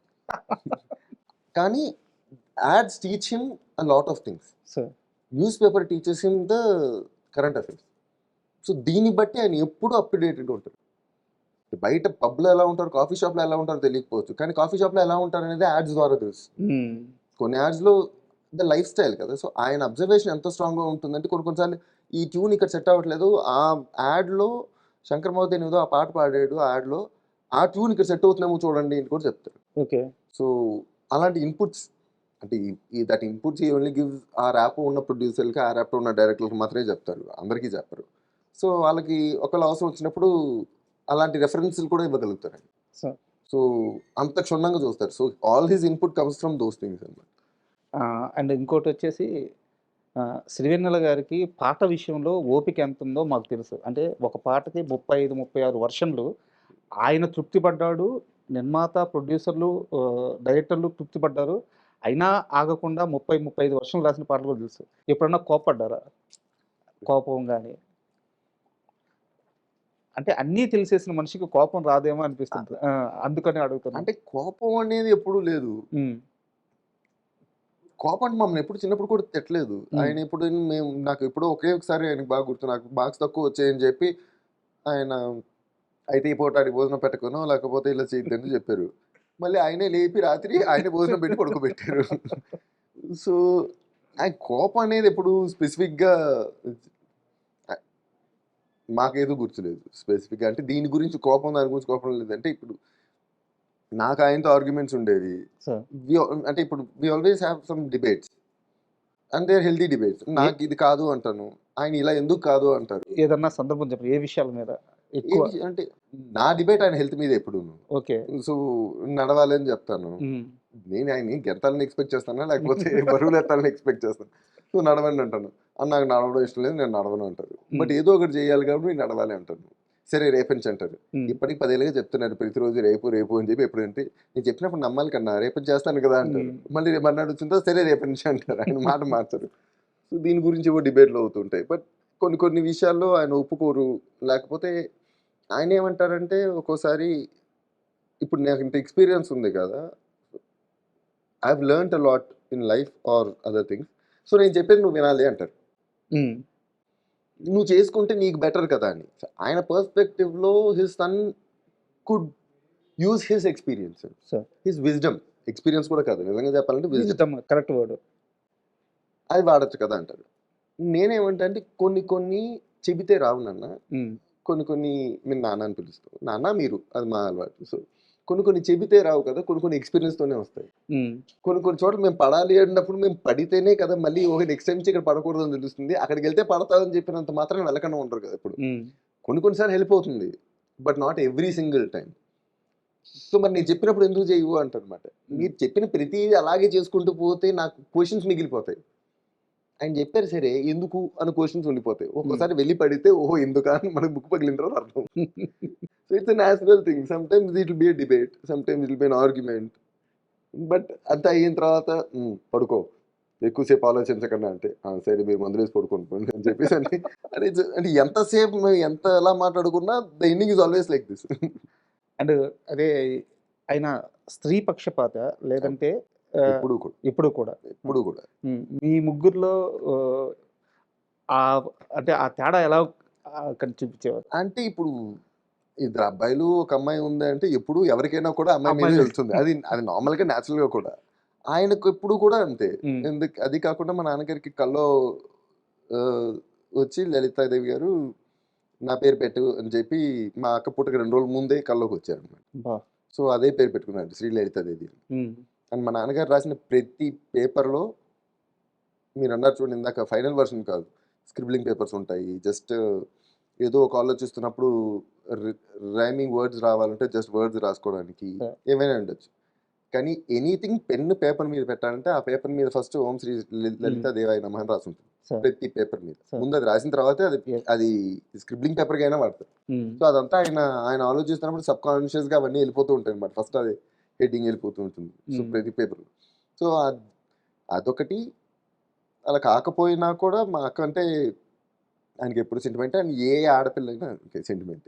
Sir. ఆయనకి ఏ ఆడపిల్లైనా ఫస్ట్ కావస్తే ఆయన ఎప్పుడు జోక్‌గా కూడా ఉంటుంటారు. మా అన్నయ్యతోనో లేకపోతే అంటే బయట ఎవరైనా వచ్చినప్పుడు బాబాయ్ అని పిలువు లేకపోతే పెదనాన్న అని పిలువు అని అంటుంటారు కదా! నువ్వు పెళ్ళయ్యేంత వరకేరా నువ్వు బాబాయ్ అని పిలవాల్సింది. పెళ్ళయిన తర్వాత నువ్వు నన్ను మావయ్య అని పిలవాలి. ఎందుకంటే ఆ పిల్ల వచ్చి నన్ను నాన్నగారిని పిలుస్తుంది అని. సో, ఎప్పుడు పెళ్ళయిన తర్వాత అబ్బాయి బయటోడైపోతాడు. పిల్ల ఇంటి ఇంటి బిడ్డ అయిపోతుంది. ఎప్పుడు అంతే. ఆయన కాన్సెప్ట్ ఎప్పుడు అంతే. అది ఎవరికైనా ఎప్పుడైనా అదే చెప్తారు. అండ్ అంటే వారికి సినిమా ఇండస్ట్రీలో లోతు ఎంతో తెలుసు. ఇక్కడ కష్టం తెలుసు, నష్టం తెలుసు, మంచి తెలుసు, చెడు తెలుసు. ఇంత తెలిసిన మనిషి కొడుకు సినిమాల్లోకి వెళ్తాను అన్నప్పుడు ఆయన తీసుకున్న స్టాండ్ ఏంటి? మిమ్మల్ని ప్రోత్సహించారా? మంచి చెడులు చెప్పారా? ఆపారా? చెయ్యాలా వదిలేరా? ఆయన ఎప్పుడు కూడా నువ్వు ఏం చేద్దాం అనుకుంటున్నావో నీ ఇష్టం అదే చెయ్యి. బట్ గివ్ యువర్ బెస్ట్ అంటారు. Sir. మా అమ్మ అంది నువ్వేమైనా చేసే ముందు నేను సినిమాలోకి వెళ్తానంటే ముందు నువ్వు చదువు ఫినిష్ చేయి తర్వాత నువ్వు ఏదో ఒకటి చేసుకో అని చెప్పింది. సో, అలాగే నేను ఇంజినీరింగ్ ఫినిష్ చేసుకున్న తర్వాతే ఇందులోకి వచ్చాను. అప్పుడు ఆవిడ కూడా she didn't have any objection as such. మా నాన్నగారు కూడా whatever you do give your best. And he never told us how to do ఇది ఎలా చేయాలి ఇవన్నీ ఎక్కువ చెప్పేవారు కాదు. సో, నువ్వు చేద్దాం అనుకుంటే నువ్వు చెయ్యి. I'm always there behind if you need any. But అంటే ఆయన ఎప్పుడు రెస్ట్రిక్ట్ చేయలేదు. ఆయన ఎప్పుడు ఆగలేదు. అండ్ మేము ఎప్పుడు నేను పర్సనల్‌గా ఆయన ఎప్పుడు ఆయన ఎవరినైనా అడిగి నాకు రికమెండ్ చేయాలని నేను ఎప్పుడు ఎక్స్‌పెక్ట్ చేయలేదు. అది ఎప్పుడు జరిగినట్లేదు కదా! నేను ఎప్పుడు అడగనివ్వలేదు. నేను అడగమని ఏ రోజు అడగలేదు. కానీ ఆయన ఏ రోజు అడిగినట్లేరు. ఆయనకి అడగడం రాదు. అందుకే నేను ఆయన అడగనివ్వను. ఆయనకి అడగాలి అంటే ఆయనకి అడగడం రాదు అంటే అది ఈగో కాదు. ఆయన ఇప్పుడు ఎవరైనా వచ్చారనుకోండి, ఒక డైరెక్టర్ వచ్చారు, ఒక ప్రొడ్యూసర్ వచ్చారంటే ఆయన ఫస్ట్ థాట్ ఇస్ వీళ్ళందరూ నా మనుషులు. ఇది కూడా నా కుటుంబమే. వచ్చిన వాళ్ళు ఎవరైనా సరే first that is his life. ఆయనకి అదే స్వభావమే ఉంది. ఇంకో రకంగా ఆయనకు తెలియదు. సో, వచ్చినోడు నా వాడే కదా అని అనుకుంటారు. ఇప్పుడు మనవాడికి మనం అడుగుతామా? చెప్తామా? మన అనుకున్నప్పుడు చెప్తాం, చూడు వాడిని నీ సినిమాలో పెట్టుకోవాలి అని అంటాం. అది ఎలా చెప్తారు? అది ఈయన చనువుతో చెప్తారు. Sir so but at the end of the day అవతల వ్యక్తి is a producer or a director. So it should be his choice or his thing to take it. ఆయన వాళ్ళు ఎలా తీసుకుంటారు అనేది వాళ్ళ పర్సనల్ క్యారెక్టర్స్ బట్టి. సో ఈయనకి ఇలా చెప్తారు, బట్ ఈయన అడగరు, ఇది చెప్తారు. ఎందుకు అడగకూడదని కాదు, ఆయన మన వాళ్ళే కదా అనే ఫీలింగ్తో చెప్తారు, వాళ్ళకి అర్థం కాకపోవచ్చు. అందుకని ఈ స్థాయిలో ఆయన ఈ ప్లేస్లో ఆయన పెద్ద విషయం లేక నేను ఎప్పుడు ఆయన వద్దని చెప్తాను. మీరు మాట్లాడద్దు, నేను ఎవరిని ఇంటికి వచ్చినప్పుడు నేను పలకరిస్తాను, కాఫీ టీ ఆఫర్ చేసుకుని నేను వాళ్ళు ఎవరిని కలవాలని నేను వెళ్ళి వాళ్ళ ఆఫీస్లో కలుస్తాను. సో అయితే ఇక్కడ బికాస్ అది వాళ్ళ den, so it should always be their place to go. So ఇక్కడ నాకు ఒక చిన్న డౌట్ ఏంటంటే, సరే అవకాశాలు అడగడం, అడగకపోవడం, రావడం, రాకపోవడం ఇవన్నీ ఒక ఎత్తు, ఇదంతా ఒక కష్టం. బట్ అవకాశం వచ్చిన తర్వాత, ప్రూవ్ చేసుకున్న తర్వాత, ఇండస్ట్రీలో సిరివెన్నెల సీతారామ శాస్త్రి గారి అబ్బాయి అన్న ఒక పేరు ఉన్న తర్వాత కూడా ఛాన్సులు రాకపోవడం ఎలా చూడాలి? ఉదాహరణకి మీకు వంశీ పైడిపల్లి గారి సినిమా మంచి అవకాశం ఇచ్చారు, డెఫినెట్లీ ఎవడో మూవీలో వెరీ బిగ్ సూపర్ రోడ్ గొప్పగా యాక్ట్ చేశారు, మంచి అప్లాజ్ వచ్చింది. తర్వాత కూడా అవకాశాలు రాలేదు కదా, రీజన్ పెట్టింది. అంటే ఇప్పుడు నాకు ఎవడు చాలా మంచి పేరు తీసుకొచ్చింది. ఇప్పటికీ నేను చెప్పండి, ఇప్పటికీ చాలా మంది మీరు ఎవడులో చేశారు కదా అని ఇప్పటికీ నన్ను గుర్తుపడతారు. 90%, 50% ఆఫ్ ద పీపుల్ నన్ను ఎవడికి గుర్తుపడతారు. ఆ తర్వాత 2 years తర్వాత నాకు వచ్చిన మూవీ ఫిదా. సో 50% జనాలకి ఫిదా ఇష్టం, 50% ఎవడు ఇష్టం. బట్ ఇప్పటికీ మెయిన్ దోస్ 2 మూవీసే రెఫరెన్స్గా ఉంటాయి. నేను ఇప్పుడు ఎందుకు అన్నది ఒక్కొక్కరి రీజన్ వాళ్ళకు ఉంటుంది. నాకు అంటే ఎందుకు ఇవ్వకూడదు అనేది చెప్పలేం. వాళ్ళకి ఒక్కోసారి they might not find me fit enough for a character. అంటే కొన్ని క్యారెక్టర్స్కి ఒకలా కనిపించాలి, మేబీ నేను సెట్ అవ్వట్లేదేమో. సో బట్ ఎవరిని క్యారెక్టర్స్ అడగడం నా పని. సో నేను ఎవరినైనా వెళ్ళినప్పుడు ఐ విల్ ఆస్క్. బట్ దీన్నే నేను నెక్స్ట్ లెవెల్కి వెళ్ళి అడుగుతాను, అంటే మీరు తప్పుగా అనుకోకూడదు. సిరివెన్నెల సీతారామ శాస్త్రి అబ్బాయి అవ్వడం మీకు బ్యారియర్ ఏమన్నా అయిందా ఇండస్ట్రీలో? ఎందుకంటే మామూలు ఆర్టిస్ట్ వెళ్ళి నాకు అవకాశం కావాలని అడగడం వేరు, అతను ఏ స్థాయి కన్నా వెళ్ళి అడగగలడు, అడగడంలో తప్పు కూడా లేదు. డెఫినెట్గా. కానీ సిరివెన్నెల సీతారామ శాస్త్రి గారి కొడుకు రాజా ఆ స్థాయికి వెళ్ళి అడగలేడు కదా, అడగకూడదు కదా, అది మీకు బ్యారియర్ కాలేదా? బ్యారియర్ ఆయన పేరు మాకు ఎప్పుడు బ్యారియర్ అయ్యిందా అంటే I'll put it this way. So ఆయన పేరు ఇప్పుడు అడగడంలో నాకు ఏ విధమైన ప్రాబ్లం లేదు, ఎందుకంటే వర్క్ అనేది అడగాలి. సో నేను వెళ్తాను, నేను అడుగుతాను, అది ప్రాబ్లం లేదు. కానీ చాలా చోట్ల నాకు బ్యారియర్ ఎలా అవుతుందంటే, నేను వెళ్ళి కలిసినప్పుడు లేకపోతే మాట్లాడినప్పుడు ఒక 1-2 days వరకు వాళ్ళకి శాస్త్రి గారి అబ్బాయి వచ్చి కూర్చున్నాడు అన్నట్టు కనిపిస్తుంది తప్ప రాజా వచ్చి కూర్చున్నాడు అని ఎవరికి కరెక్ట్. ఓకే, సో అది నాకు వచ్చిన బ్యారియర్. ఎందుకంటే హిస్ నేమ్ అంటే ఆయన రేంజ్ ఏంటో అందరికీ తెలుసు. సో ఆయన ఇన్ఫ్లుయెన్స్ అందరి మీద అంత స్ట్రాంగ్గా ఉంది. సో నేను ఎవరినైనా కలుస్తున్నానంటే ఇప్పుడు మిమ్మల్ని కూడా కలిసిన వెంటనే ముందు మీరు రాజా వచ్చాడా లేదా అని శాస్త్రి గారి అబ్బాయి వచ్చాడని చెప్పి కూర్చోబెడతారు. That is inevitable. నేను దాన్ని కంప్లైంట్ కూడా చేయలేను, కాదనలేని సత్యం కూడా అది నిజం. So I don't have complaint about it, but it's fact. So నేనేం చేస్తానంటే ఫస్ట్ 1-2 days ఏదైనా షూట్కి వెళ్ళినప్పుడు, ఎవరైనా కలిసినప్పుడు, ఎవరితో ఇంటరాక్ట్ అయినప్పుడు first 1-2 days or first few hours of my interaction is to make an effort to see that they are talking to Raja, not him. Not Shastri గారి అబ్బాయితో కలుస్తున్నాడు కాకుండా ముందు రాజా వచ్చి కూర్చున్నాడు అని. సో ఒక 2-3 days పడుతుంది, 2-3 రోజుల తర్వాత రాజా కూర్చో అంటారు అనమాట. అప్పటి వరకు అదేదో శాస్త్రి గారి అబ్బాయి వచ్చారు రండి కూర్చోండి అన్నట్టుగానే ఉంటుంది. So that is something. అంటే వాళ్ళు ఆ బ్యారియర్ని దాటి నన్ను కాస్ట్ చేసుకోవడానికి కొంతమందికి it's tough, they don't like it. కొంతమందికి దేసే లైక్ నో, నీకు ఏదైనా ఇస్తే మాత్రం ఏది పెడితే అది ఇవ్వలేను, I have to give you the best. అంటే ఇచ్చిన దాంట్లో నీకు సెట్ అయ్యేటట్టుగా, నీకు బాగుండేటట్టుగా ఉంటుంది, నీకు ఏది పెడితే చిన్న చిన్నవి ఇవ్వలేము అంటారు.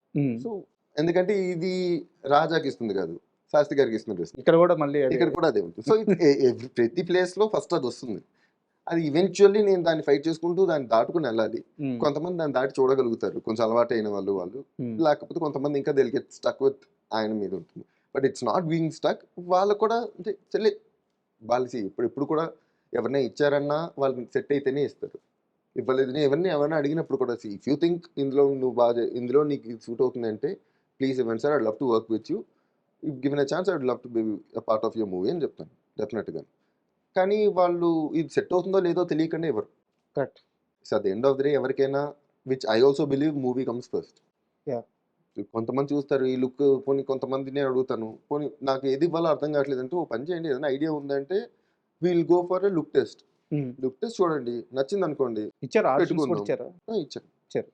సో లుక్ టెస్ట్ నచ్చిందంటే పెట్టుకోండి, నచ్చలేదు అనుకో నెక్స్ట్ సినిమాకి చూద్దాం. ఎందుకంటే nothing is more important then movie and we will be cordial. ఏముంది ఇప్పుడు ట్రై చేశారు కుదరలేదు, నెక్స్ట్ దాంట్లో మళ్ళీ ట్రై చేసుకుంటాం, పోయేదే ఉంది. We can will work till we can work it out, అంతే.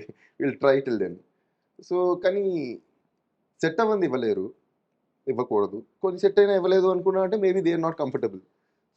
బట్ ఇప్పుడు క్వశ్చన్ అడుగుతాను, ఇది కంప్లైంట్ కదా, నిజంగా తెలుసుకోవాలని అడుగుతున్నాను. త్రివిక్రమ్ గారి సినిమాల్లో కూడా మీరు అసలు ఎక్కువ చేసినట్లేరు. అంటే చెప్పాను కదా, మాకు బాగా క్లోజ్. సో ఆయనకి ఏంటంటే నీకు ఇది కరెక్ట్గా ఉన్నప్పుడు నేను డెఫినెట్గా ఇస్తానంటారు. బట్ అంటే అగైన్ నేను ఆయన అడుగుతాను, డెఫినెట్గా అడుగుతాను. Because at the end of the day మాకు ఎంత చనువు ఉన్నా అది ఆ చనువు ఫ్యామిలీలోనే ఉండేది. So as a director I should respect him, as a maker I should respect him. సినిమానే. సో నేను డెఫినెట్గా ఆయన్ని అడిగేటప్పుడు నేను అడుగుతాను. బట్ ఆయనకి నాకు ఇచ్చేది కరెక్ట్గా ఏ టైంలో ఇస్తే బాగుంటుంది, ఏది ఇస్తే బాగుంటుంది అని ఆయనకి అనిపించినప్పుడు ఇస్తారు. నేను అంతే అనుకుంటాను.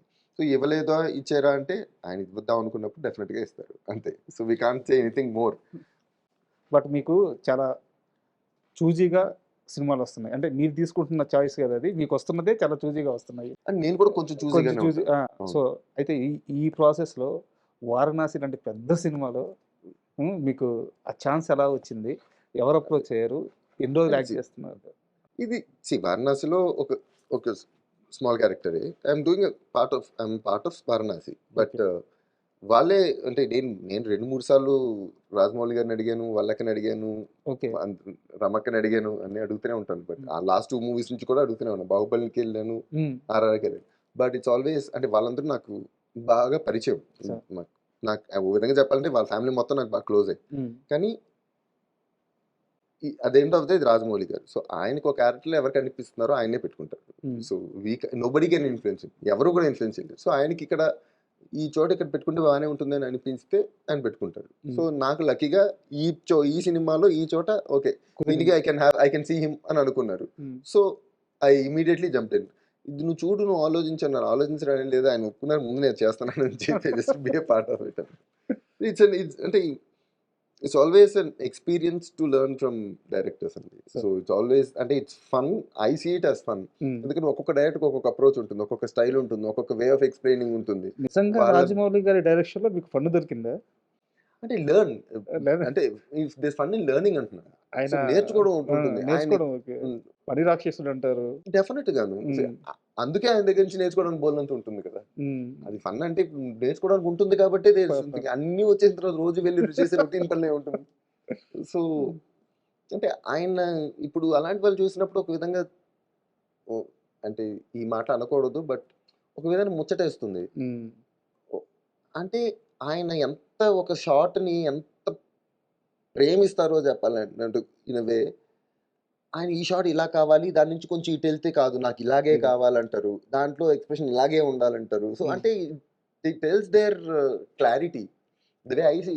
ఇప్పుడు నాకు యాజ్ అన్ యాక్టర్ నన్ను అడిగితే డైరెక్టర్ ఎంత క్లియర్గా చెబితే యాక్టర్కి అంత ఈజీ నేను అనుకుంటా. చేయి చూద్దాం అన్నాడంటే మనకు భయం వేస్తుంది, ఏం కావాలో ఇప్పుడు ఏం చేయమంటాడు, ఏం కావాలో అర్థం కాదన్నట్టుగా ఉంటుంది. కానీ నాకు ఇది కావాలి, ఇటు నుంచి చూసినప్పుడు ఇక్కడ ఇది కావాలని చెప్పేసిన తర్వాత ఇట్స్ అంటే ఈజీ అని చెప్పను, కానీ it is the best way for an actor. Learning process ఆయన అంటే లెర్నింగ్ మాకు చెప్పేటప్పుడు మా క్యారెక్టర్ లెర్నింగ్ ఉంటుంది. బట్ ఆయన ఎలా ఆలోచిస్తున్నారు, ఎటు వెళ్తున్నారు, ఏం చేస్తున్నారు, ఇవన్నీ చూడడంలో అబ్జర్వేషన్ లో there is lot to learn. అంటే మీరు వారణాసిలో యాక్ట్ చేశారు కాబట్టి నేనేం లీక్స్ అడగట్లేదు, చెప్పలేను కూడా. ఆ వరల్డ్ ఎలా ఉండబోతుంది, గ్రాండియర్ గురించి చెప్పండి, ఏ స్కేల్లో ఉండబోతుంది?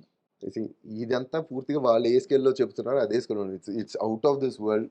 మనం ఎప్పుడు చూడని రేంజ్ లోనే ఉంటుంది డెఫినెట్ గా.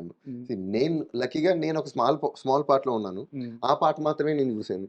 అండ్ నేను నాకు ఇవి ఎవరిని అడిగితే చెప్పాల్సి వస్తుందని నేను వాళ్ళు కూడా ఏమీ అడగలేదు.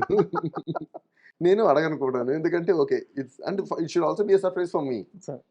అంటే ఇప్పుడు నేను మొత్తం చూసేసిన తర్వాత నాకు మాత్రమే ఉంటుంది. కరెక్ట్. ఆ సర్ప్రైజ్ ఎందుకు ఆ surprise బాగొట్టుకోవాలి? నేను ఎందుకు పోగొట్టుకోవాలి? అందరితో పాటు సో, బిగ్ ఎందుకంటే స్క్రీన్ నేను మీద. చూసేది కూడా అలా ఉంటుంది. కానీ నేను చేసే షాట్ నాకు తెలుస్తుంది. కానీ అది స్క్రీన్ మీద ఎలా ఉంటుందో హ్మ్. ఆయన విజన్ ఆయనకే తెలుస్తుంది. నేను సర్ప్రైజ్ అవుతాను. డెఫినెట్‌గా చూసే ఎలా ఉంటే ఆయన ఫైనల్ అవుట్‌పుట్ ఎలా ఉంటుందో మనకు తెలుసు. సో, అదే అంటే మనం మిగతా సినిమాలో చూసాం కాబట్టి I also want to be surprised. So, I am sure this going to be a great movie. అదైతే ఐ నో. Sir. అంటే ఎందుకంటే I know his strength and ఆయన ఎమోషన్స్ ఇవన్నీ ఆయన ఎలా తీసుకుంటారు ఇవన్నీ నేను ఎక్స్పీరియన్స్ అయ్యాను కాబట్టి it's amazing. Super. It's great work. And మీకు ఇండస్ట్రీ మనుషులతో స్నేహం మీకంటూ ఒక బ్యాచ్ గాని, ఒక జర్నీ గాని ఎవరితో ఉందంటే ఏం చెప్తారు? I I don't have many friends in the field. నేను అందరితో కార్డియల్గా ఉంటాను. అందరూ నాతో చాలా కార్డియల్గా ఉంటారు. హ్మ్. అంటే ఎవరు కూడా ఈతనితో మనకి ఎందుకు అన్నట్టుగా లేకపోతే నోబడీ హ్యాస్ అంటే పెడమంతో ఎవరు ఉండరు. హ్మ్. కాకపోతే అందరూ నన్ను చూసేది శాస్త్రి గారి అబ్బాయి గారిని చూస్తారు. హ్మ్. సో ఆ లిమిటేషన్ అక్కడితో ఆపేసుకుంటారు చాలా మంది. సో నాకు ఆ బ్యారియర్ బ్రేక్ చేయడంకి కొంచెం టైం కావాలి కదా. ఎవరికైనా కొంచెం పరిచయం, కొంచెం కాన్వర్జేషన్స్, correct. టైం స్పెండ్ చేయాలి. సో అది అది చేసుకున్నప్పుడు వాళ్ళు కూడా comfortable గానే ఉంటారు. కానీ చేయనప్పుడు it limit to the professional space అంటే నేను యాక్టింగ్ లోను వాటిలోను. ఎందుకు అడిగాను సార్, మన సర్కిల్ అంటూ ఒకటి ఉంటే ఒక రోజు ఉదాహరణకు మన ఇద్దరం ఆర్టిస్టులు అనుకోండి, నాకు ఒక సినిమాలో ఛాన్స్ వచ్చింది, బట్ అక్కడ ఇంకా క్యారెక్టర్స్ ఉన్నాయి, నేను మీకు చెప్పగలను, మీకు వచ్చింది మీరు నాకు మాక్సిమం ఎవరు చెప్పగలరు, చెప్పరండి. చెప్పరా? ఓకే. అంటే they would want to have it. General గా కూడా ఎవరు అంటే ఇందులో ఇంకా ఉన్నాయి నువ్వు కూడా ట్రై చేయని చెప్తారేమో కానీ ఇది యాక్చువల్గా నీకు సెట్ అవుతుందని అయితే ఎవరు చెప్పరు. ఓకే. అండ్ సర్కిల్ అనేది ఇండస్ట్రీలో చాలా తక్కువ. నాకైతే చాలా తక్కువ. Because I know people, I meet people, but it's very limited to being professional. Sir and ఈరోజు మనం కూర్చుంది శాస్త్రి గారి జయంతి సందర్భంగా కూర్చున్నాం కాబట్టి, సార్ వారి పుట్టినరోజు అసలు ఎలా జరిగేది? ఇంట్లో కానీ లేకపోతే బయట ఆయన కలిసే మనుషులు కానీ ఆ ఒక్కరోజు వాతావరణం, ఇంటి వాతావరణం ఎలా ఉండేది? అంటే మాకు కంటిన్యూస్గా జనాలు ఆయన శిష్యులో లేకపోతే ఆయన తెలిసిన వాళ్ళు అలా వస్తూనే ఉండేవారు. పొద్దున్న ఆయన ఎప్పుడు వేస్తే 10, 10:30, 11 ఆ టైంకి ఆయనకి ఎందుకు వచ్చారంటే మా చుట్టాలందరూ వస్తారు. అదంతా అమ్మ డిపార్ట్మెంట్. అమ్మ చూసుకుంటుంది. అందరూ శుభ్రంగా పులిహోర అందరూ వండుకుంటారు, శుభ్రంగా తింటారు పైన. మధ్యలో ఏదో ఒక టైంలో వచ్చి నాన్న కనిపించేసి దండం పెట్టుకుని వెళ్ళిపోతారు. అంతేగాని but he is always busy with someone coming in and out. మాతో స్పెండ్ చేయడం అంటూ ఏం ఉండదు. అక్కడ ఆయన ఉన్నారు ఆ రోజు, అందరితో పాటు ఆయన ఉన్నారనేది. కానీ వీ నెవర్ అంటే it's never a thing for us. మన ఫ్యామిలీ అంతా బయటికి వెళ్ళాలి, మనందరం ఒక చోట కూర్చొని టైం స్పెండ్ చేయాలి. It's never a thing like that. అంటే we never limited our family to the 5 of us. ఇట్స్ ఆల్వేస్ ద ఎంటైర్ ఫ్యామిలీ. ఇది జగమంత కుటుంబం. ఇది ఎప్పుడు కూడా అందరూ కలిసేనే కానీ ఎప్పుడు అంటే మేము కూడా ఎప్పుడు అలా పెరగలేదు. ఇంక అమ్మని చూస్తాం, నాన్న చూస్తాం. So the way they live, the way they or she accepted him and the way he accepts people. మాకు లేదు. We never thought of being selfish. అంటే మాకు మాత్రమే ఈ టైం కావాలి, లేకపోతే మాకు మనందరం కలిసి బయటికి వెళ్ళాలి, లేకపోతే మనకి ఏమైనా కొనుక్కోవాలి. ఇది మా ఎవరికి ఎప్పుడూ రాలేదు. అంటే ఎప్పుడు రాలేదు అంటే ఆ స్థితికి మీరు కూడా వెళ్ళిపోయినట్టున్నారు నాకు తెలిసి ఆయనతో ప్రయాణించి. అంతే కదా, ఇప్పుడు ఏదో ఒక టైంలో అనిపిస్తుంది కదా, మా ఫ్యామిలీ మా టైము. అదే మాకు లక్కీగా మాకు ఎప్పుడు అది అనిపించలేదు ఆయనతోటి. నౌ మేబీ మేము కొంచెం సేవ్ చేసుకోవాలని మాకు అనిపిస్తుంది. అందరికీ అంత ఇండిఫరెన్స్ విత్ మనీ ఉండదు. అంత అంటే అంటున్నట్టుగా అందరికీ ఉంటుంది. మాకు అవసరం ఉంటుంది. సో మేమంతా కొంచెం సేవ్ చేసుకుంటే బాగుంటుంది, లేకపోతే సేవ్ చేసుకుంటే బాగుంటుంది ఆ థాట్ అయితే మాకు ఉంటుంది. కానీ ఆయనకి ఆ థాట్ కూడా ఎప్పుడు రాలేదు. బికాస్ ఆయనకి ఎప్పుడు ఓ విధంగా చెప్పాలంటే అవసరం కూడా పడలేదు. అంటే సరస్వతి పుత్రులు ఆయనకి, అలాగే లక్ష్మీ కటాక్షం కూడా ఉంది. ఎప్పుడు ఆయన చూసుకున్నారు అనమాట. అలా ఆయనకి ఎప్పుడు అవసరం లేకుండా చూసుకున్నారు. సో బట్ మాకు అవసరం ఉంటుంది కాబట్టి మేము చూసుకోవాల్సిన అవసరం ఉంటుంది తప్ప, బట్ ఆయన ఎప్పుడు అవసరం పడలేదు. అండ్ మేము ఎప్పుడు సెల్ఫిష్ గా ఎప్పుడు మేము కూడా లేవు. So that we're also moulded in a way. Sir అందుకే ఆ ఎన్విరాన్మెంట్ లో పెరగడం వల్ల మాకు ఇప్పుడు ఆ థాట్ రాలేదు. ఒక వ్యక్తి సినిమా ఇండస్ట్రీలో కొన్ని దశాబ్దాలు పనిచేసి ఒక రెస్పెక్ట్ సంపాదించుకొని ఆ రెస్పెక్ట్తో వెళ్ళిపోవడం అనేది, సరే శాస్త్రి గారితో పాటు చాలామంది గొప్పవారికి జరిగింది. కానీ శాస్త్రి గారి కుటుంబానికి మాత్రమే దక్కిన గౌరవం ఏంటంటే, ఆయనకి దక్కిన ప్రతి ఒక్కటి ఆ కుటుంబానికి కూడా దక్కుతుంది. ఆయన ప్రేమించిన వాళ్ళు ఆయన కుటుంబాన్ని ప్రేమిస్తారు, ఆయన ఇష్టపడే వాళ్ళు ఆయన కుటుంబాన్ని ఇష్టపడేది. ఎందుకంటే ఆ మొత్తం ప్రయాణంలో ఆయన ఏం వదులుకున్నారో ఆ కుటుంబం కూడా అదే వదులుకుంది. ఒక మనిషి చుట్టూ ఉన్న వాళ్ళని మర్చిపోయి, ఇంటిని మర్చిపోయి, 4 గోడల మధ్య కూర్చొని మొత్తం ప్రపంచాన్ని చూడగలిగి, అదే ఇంట్లో ఉన్న మనుషులతో తక్కువ ట్రావెల్ అయ్యి, తక్కువ మాట్లాడి, తక్కువ జర్నీ చేసి, మళ్ళీ వాళ్ళందరి జీవితాల్ని మళ్ళీ ఆయనే ఒక కాంక్రీట్‌గా నిలబెట్టి, పాటతో ప్రయాణం చేస్తూ, పాట ద్వారా సమాజంలోకి వెళ్ళిపోతూ, ఇది అంటే చెప్తుంటే అంటే అసలు ఇంతవరకన్నా సాధ్యమా? అంటే మాకు కూడా ఎప్పుడు ఇప్పుడు ఆయన మాటలు ఏంటి, ఆయన ఆయన ఆయన మైండ్ సెట్ ఏంటి అనేది మేము కూడా సబ్కాన్షియస్గా చిన్నప్పటి నుంచి పాటల ద్వారానే నేర్చుకున్నాం. కరెక్ట్. ఆయన పాటల ద్వారానే ఏం నేర్చుకున్నాం. మాట చెప్పారు, నిజం కరెక్ట్. ఎందుకంటే ఇప్పుడు మేము స్పెసిఫిక్గా ఆయనతో కూర్చుని ఆయన థాట్ ప్రాసెస్ ఇప్పుడు మేము అడగంగా, ఈ చోట ఎలా చేస్తారు, ఈ చోట ఏం చేస్తారు మేము ఎప్పుడు అడగలే. ఎందుకంటే ఆయన క్యారెక్టర్ ఏంటి, ఆయన పర్సనాలిటీ ఏంటి అనేది మేము చూస్తున్నాం. But everything we learn through his songs. Correct. So అంటే ఇప్పుడు ఆయన ఎలాంటి వ్యక్తి అని చెప్పాలంటే, ఇప్పుడు నేను చెప్పాను, హీ నెవర్ మీరు ఇలా ఉండాలి, మీరు ఇలా చెయ్యాలి అని ఏ రోజు అని చెప్పరు. అంటే ఇప్పుడు ఆయన ఎవరన్నా పెద్దవాళ్ళు, ఆయనకన్నా పెద్దవాళ్ళు ఎవరైనా కనిపించారంటే ముందు ఆయన దండం పెట్టేసుకుంటారు కాళ్ళకి. So he doesn't believe in నువ్వు చెయ్యాలి అని. చిన్నప్పటి నుంచి మేము చూసామంటే it naturally comes to us. So that's what he believes in. ఇప్పుడు నేను ఎలా ఉన్నానో, ఆయన ఎలా ఉన్నారో ఆయన తెలుసు. సో అది మేము చిన్నప్పటి నుంచి అలాగే చూస్తున్నప్పుడు morals will be like that only. Morals అంటే ఇంకొక కంప్లీట్ డిఫరెంట్ పీపుల్గా అయ్యే అవకాశం చాలా తక్కువ. ఇది ఆయన నమ్ముతారు. So that's what I also believe. So అందుకే ఏది చెప్పం, మోరలెస్ చూసి ఆయన దగ్గర నుంచి కొన్ని వందల విషయాలు ఇలాంటివి ఉన్నాయి.